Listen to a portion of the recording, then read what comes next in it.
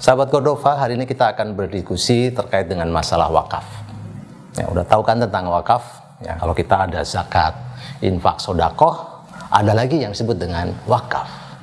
Apa itu wakaf? Nah, ini menarik kita bahas. Wakaf adalah sebuah bentuk peluang. Kalau kita menyebutnya adalah peluang rasa syukur kita kepada Allah Subhanahu wa Ta'ala dengan cara bilmal, dengan harta kita memberikan yang terbaik untuk saudara-saudara kita. Lalu apa perbedaannya antara wakaf dengan zakat, infak, sedekah dan lain-lainnya? Nah, ini satu yang menarik. Wakaf itu dari kata auqaf, yang artinya dia berhenti.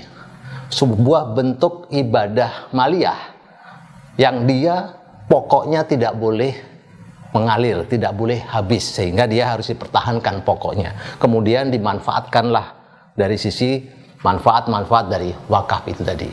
Nah, ini menarik terkait dengan wakaf ini. Jadi pada suatu saat ketika Umar bin Khattab radhiyallahu anhu, dia bertanya kepada Rasulullah, "Ya Rasul, saya mempunyai kebun yang begitu subur. Apa yang bisa saya lakukan? Bolehkah saya sedekahkan semuanya?" Maka Rasulullah mengatakan, "Wahai Umar, sedekahkanlah kebunmu tadi, pertahankanlah utuhnya, baru kemudian manfaatnya kamu bagikan kepada masyarakat yang ada di sana." Nah, inilah inti dari sebuah proses wakaf. Maka kalau kita lihat di dalam Al-Quran, maka disebutkan di sini, "Lan tanul birra hatta tunfiqu mimma tuhibbun, wa ma tunfiqu min syai'in fa innallaha bihi alim."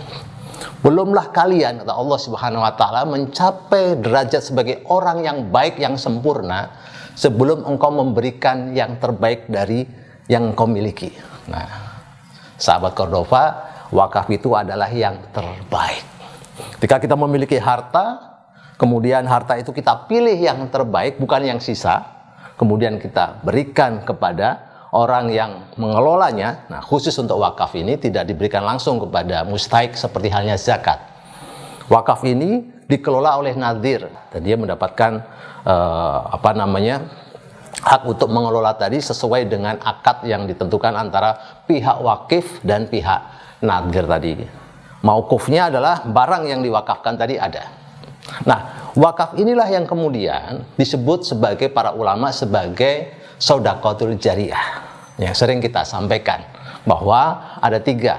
Idza mata ibnu Adam in qata saru ila misalas. Ada tiga hal dari keturunan Bani Adam ketika meninggal yang terus pahalanya mengalir abadi. Yang tentu yang sering kita dengar adalah shadaqatul jariyah. Nah, shadaqatul jariyah inilah yang disebut dengan wakaf. Hartanya terus mengalir seperti yang diwakafkan Umar bin Khattab kebun tadi. Wakafnya diutuh, kemudian mengalir. Nah, demikian juga dengan masa yang sekarang. Banyak sekali orang berwakaf sesuai Undang-Undang Nomor 41 Tahun 2004 tentang perwakafan. Wakaf itu dikelola bisa dari mulai uang, surat berharga, tanah, rumah, gedung, dan seterusnya yang bermanfaat untuk umat, pokoknya dipertahankan, manfaatnya dialirkan. Dalam bentuk apa? Maka bisa berbentuk sekarang ini ada wakaf-wakaf yang produktif. Wakaf produktif ini berupa bisa menjadi sebuah mall, menjadi sebuah hotel. Kalau kita lihat di Arab, bahkan ada wakafnya orang-orang Aceh sekarang yang di Arab yang masih terus dipertahankan. Syekh Bugak, yaitu terkait dengan waktu itu berwakaf di Arab, sehingga wakafnya ini mengalir abadi sampai sekarang. Yang orang-orang Aceh ketika berhaji, dia mendapatkan uang saku dari hasil wakaf yang sudah diberikan tadi. Nah, jemaah sekalian, itulah tantangannya. Cuma masalahnya adalah, maukah kita ini berwakaf? Karena memang manusia itu sering ditentukan sebagai orang yang pelit. Innal insana khuliqa halu'a. Manusia itu sering mengeluh dan memang pelit. Ketika disuruh dia mengeluarkan hartanya, maka kadang-kadang ini punya. Nah, itu membuka relung-relung batas-batas kepelitan kita kepada sesama kita dan kepada Allah. Diberikan peluang berupa wakaf tadi, dan harapannya kita memanfaatkan kesempatan tadi untuk melakukan wakaf sebagai satu tabungan akhirat kita yang pahalanya terus mengalir abadi. Kemudian kita mendatangkan kebaikan-kebaikan baik di dunia dan akhirat untuk kita juga. In ahsantum li anfusikum. Sesungguhnya kebaikan itu kembalinya kepada diri kita sendiri. Dan yang kedua, kemanfaat untuk masyarakat. Masyarakat ketika dia tumbuh berdaya, Yang dulunya nggak bisa sekolah, dia menjadi sekolah dengan lahirnya sekolah-sekolah untuk orang miskin. Yang dulunya tidak bisa berobat, lahirlah rumah sakit untuk orang miskin. Yang dulunya tidak bisa bekerja, lahirlah kemudian peternakan, pertanian, dan lain-lain yang menggunakan dana wakaf produktif tadi.